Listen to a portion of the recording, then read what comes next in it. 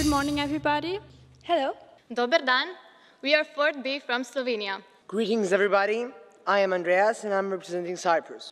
We are sure that our stay in Strasbourg will be a great chance to meet new people and to exchange experiences with other young Europeans.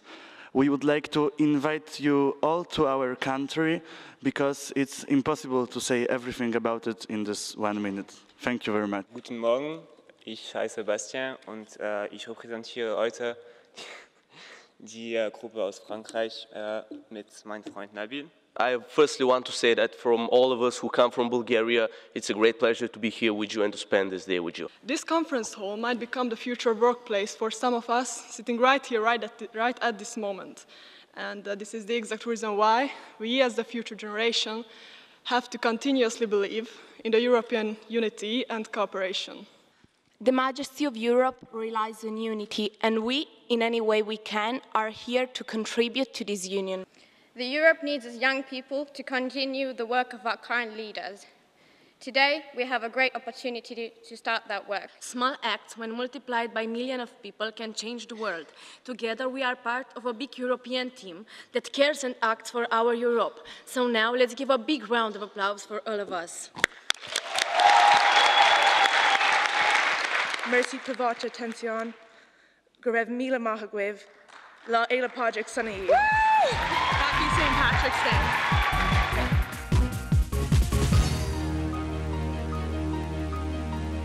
I wanted to ask which education we have to work here. And I was wondering how Europe would react or what his thought would be if Trump would be elected as President of the United States. If Europe would allow Turkey to travel without visa, a second immigration crisis will probably occur. How will Europe react to this? In Romania, one of the problems is that our administration absorbed the European Union financial helps in percentage of 50. I know it's a national problem, but Romania isn't a singular case. What would be the solution as the percentage to increase? My question, coming back to the refugee crisis, what European Union will do with Schengen border zone, which is very convenient when I'm traveling through the Europe, and this is the question. And as we were talking about the Schengen, I would like to ask, having in mind the refugee crisis, does Bulgaria stand any chance in being accepted in the Schengen? Thank you. When it comes to representation in the European Union, don't you believe that it would be a lot more beneficial for the European Union as a whole if all member states had an equal amount of representatives, specifically about the European Parliament? Thank you. What is European Parliament's opinion on what's currently happening in Polish government?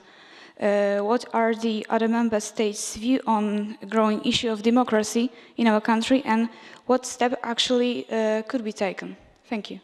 In light of the recent rise in tension between Israel and Palestine and the fact that the USA has continued to distance itself from the conflict, do you believe that it's important for the EU to take a stronger stance in pushing for a resolution to the conflict? And do you agree with the current or recent adoption of a labelling system to label products produced in occupied territories? Thank you. If I were to study Anglo-Saxon law in, for example, Great Britain, is it possible for me to take a job in the European Court, or am I obliged to study European law to take the job? What is happening, the reform about environmental issues, because the climate change is one of the biggest problems that we are encountering, and I don't know why nothing seems to be done. Well, first of all, I know that we are a union, yet media, within the tolerance of the leadership, mislead people and making them in a way have a hatred for each other. So what I want to ask is, shouldn't there have been a law to restrict this corruption? If the United Kingdom were to secede from the European Union, or any other country for that matter, what would happen to the institution itself and to other members? Since April 2015, the budget for curing cancer and other diseases has been lowered Do you think this is because we've reached some kind of end point on scientific research, or do you think it's because we need more money for other stuff?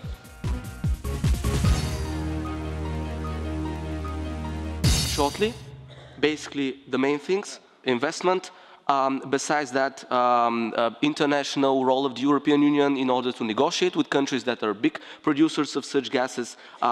Besides that, financial encouragement for countries that produce things without bad emissions in the atmosphere, and a lower and affordable price on such energy which is produced through this way. Second thing is the education, and there should be classes about ecology in school. Children should know about what's the current status in the world, and besides that, their parents, there should be campaigns on the television, in the newspapers and so on, so the whole society will basically know that something should be done in order for us in 50 years not to live in one demolished world. And last thing but not least is changing people's opinion about the importance of food and nature through selling of food that is not so good, because great amounts of food are thrown away, which is absolutely normal, and that food can be sold on symbolic prices to poor people. So basically, if we encourage firms to do this, we will popularize this, we will basically create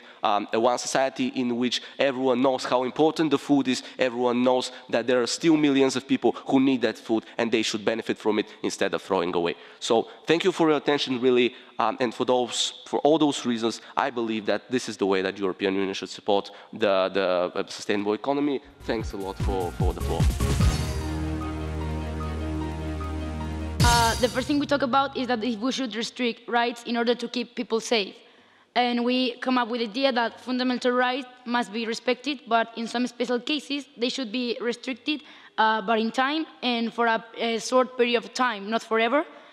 And that when we restrict some people's rights, when the country is in danger of anything wrong is happening, we should restrict their rights in order to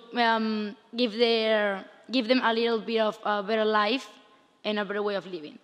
Another thing we talk about is if the member states should be punished when they don't respect the rights, or if they just should be given a warning.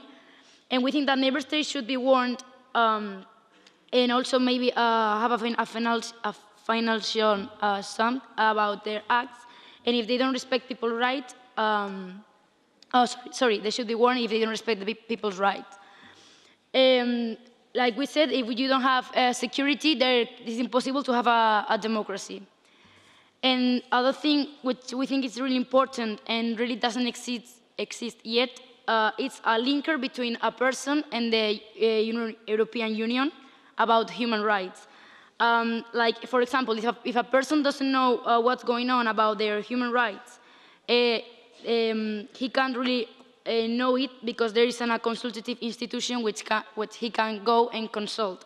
Because the European Parliament already have the European Court and the European Ombudsman, but we think that these linkers is really important, because it should be a really good way to connect a person with the European Parliament and make better connection between all the people everywhere.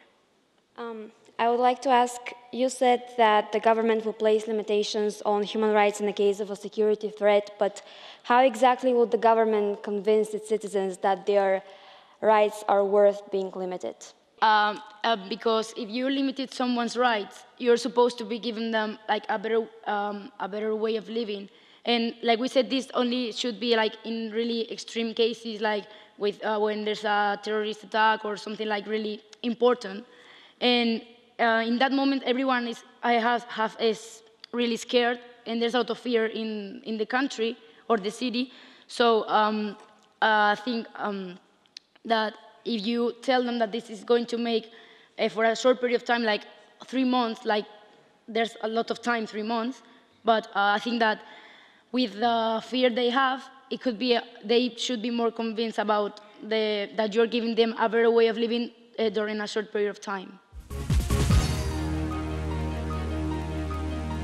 Does the current economic crisis justify a decrease in EU financial aid? Now, in our discussion group, we came across a very, very interesting, if not slightly poignant statistic. Last year, 10 billion euro was spent on ice cream in Europe. Okay? Now, let's compare that to 9 billion euro was spent on water and sanitation for these developing countries. I'm sorry, I think we can all agree that it just speaks for itself. Now, we must admit that there are new EU countries who have just joined us, and they are struggling. You know, it's difficult. There's lots of taxes. That was pointed out to us from our friends in, I think, Poland and I think Ukraine. I can't remember now. But we have to admit that they have food, they have water, they have shelter. Developing countries don't. And we just felt that that was simply full stop, end of story. We need to help. Now, finally, what kind of aid? As Valentin has discussed, we can't simply throw money at this problem and, you know, it'll be fine, it'll be fine. No. It's not feasible, it's not helpful, no. We mainly want to focus on establishing a good education system. This will help future generations, which will lead to a more sustainable form of development. Knowledge is knowing a tomato is a fruit.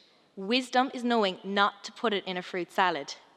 Now, secondly, we also strongly believe in building a strong infrastructure. We need to help the businesses and companies in these developing countries. We need to build good roads, like the ones in Kerry, and this will benefit the countries long term. It'll help the businesses as transport is key to any company. Now, as a group, we fully understand that this all sounds very costly, and we understand it is not financially profitable or favourable right now.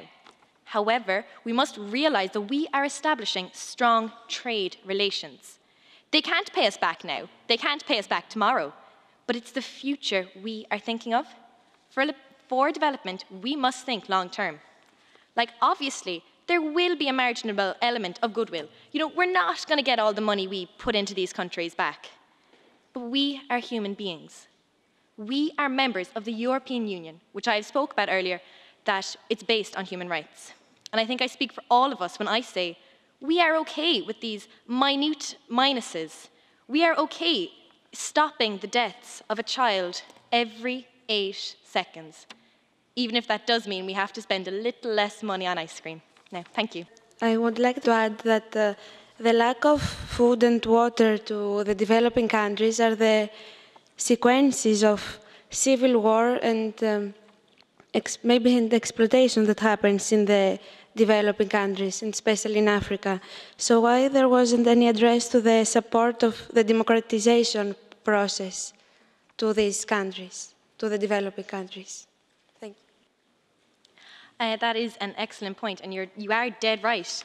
But what we were saying with, in relation to this corruption and the wars and things like that, that hopefully by establishing a good education system and by educating the youth, that hopefully they will grow up to, you know, change. They will have a more, I want to say modern outlook, but that's probably not right.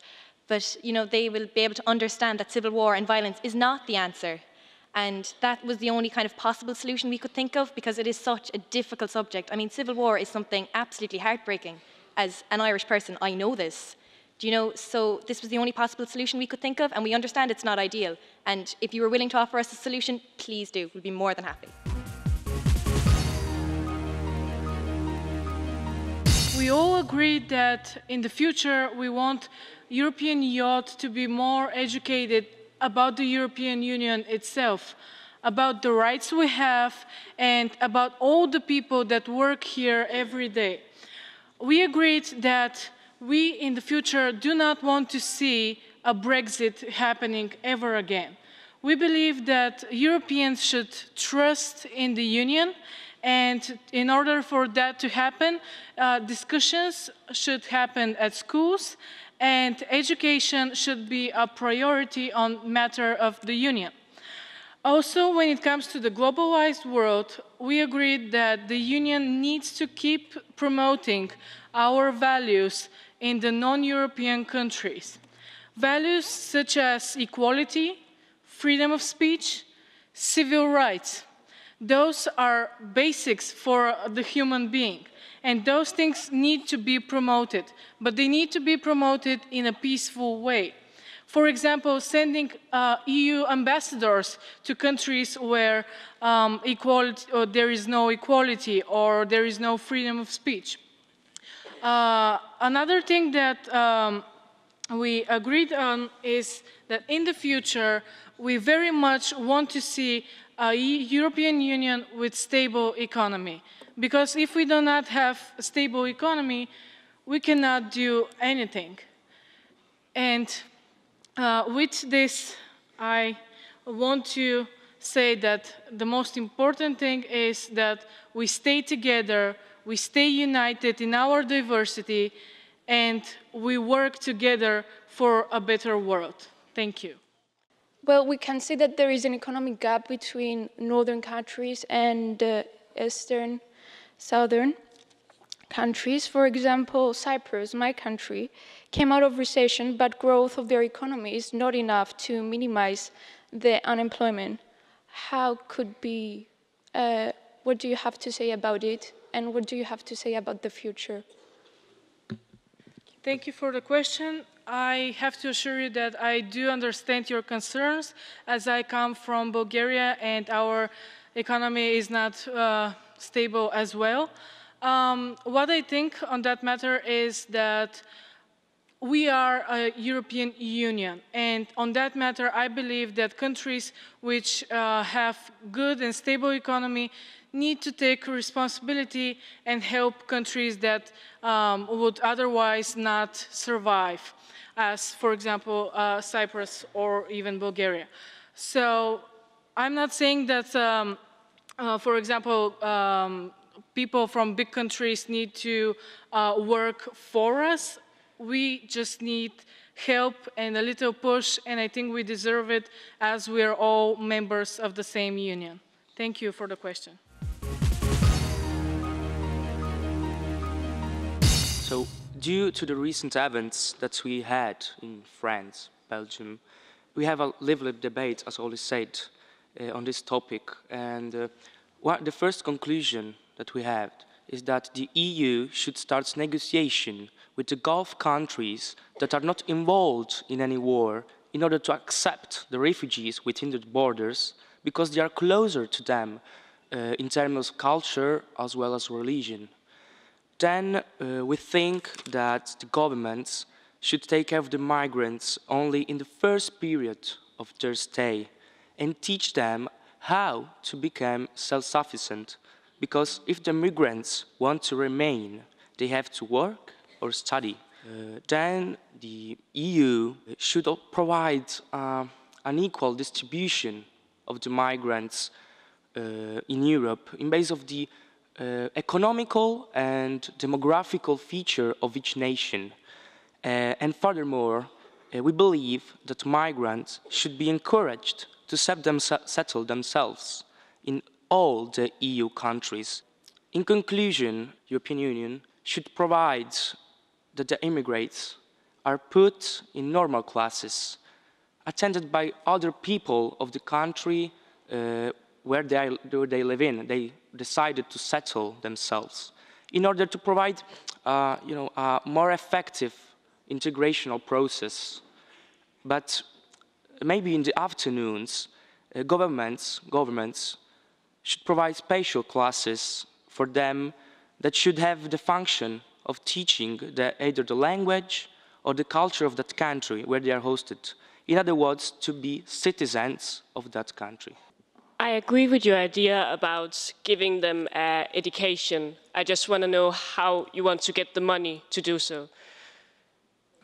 I said that the schools where they are put in should be the same that are attended by the people of the country. So there is no need of other money for them, because we have not to institute other schools, other institutions, other classes, especially for them. Because only if they live the life that the people of the country where they are hosted in, they can really integrate. So there's no need of any money for construction of new buildings or classes that where they should be put in.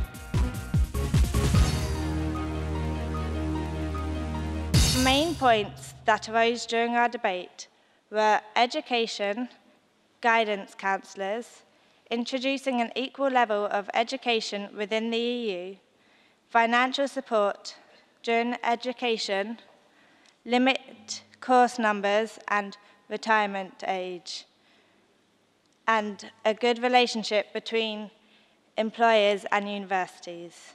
You first stated that one of the solutions could be that you throw money at the problem to tackle youth employment. So what do you mean that you actually do with the money that you're going to use for it? Thank you. I suggested that there would be grants able for people who would come from a less fortunate home or one with not the right amount of money to send someone far away and get the degree. But I didn't suggest that we were just going to throw money at them. I said support them financially to be able to do what they want to do. Thank you.